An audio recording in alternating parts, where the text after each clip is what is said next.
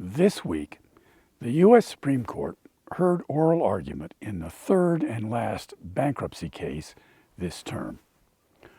The opinion that will be handed down in a case called truck insurance will tell us who has standing, that is, the right to appear and be heard in a bankruptcy case. As it stands right now, there are two possibly drastically different concepts of standing.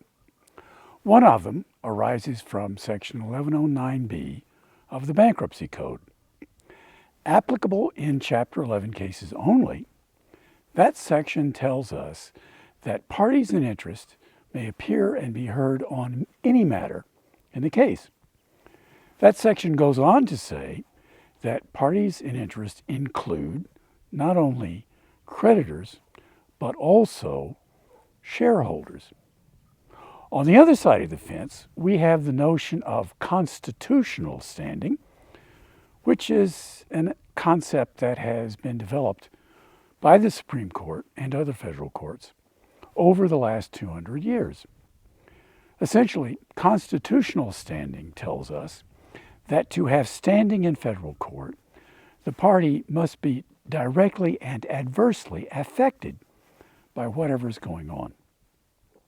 If constitutional standing applies, well then, it very likely will be that some folks, perhaps like subordinated creditors or shareholders, will not be able to come into bankruptcy court and complain because if the company is deeply insolvent, they're not going to be affected by whatever it is that the Chapter 11 case does. The Supreme Court, in recent terms, has been deciding bankruptcy cases just like they would decide any non-bankruptcy case.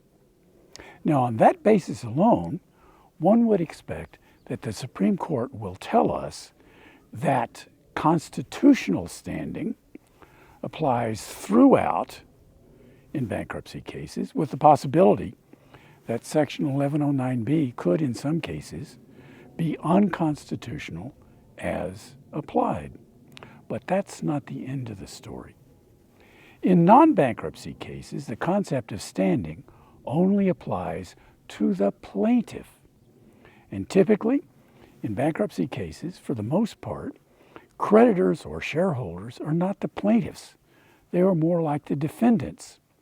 So, if the court goes that route, then the Supreme Court is going to tell us that the broader notion of standing under Section 1109B applies in Chapter 11 cases, and that's, my friends, what I think the Supreme Court is going to say about Chapter 11 cases.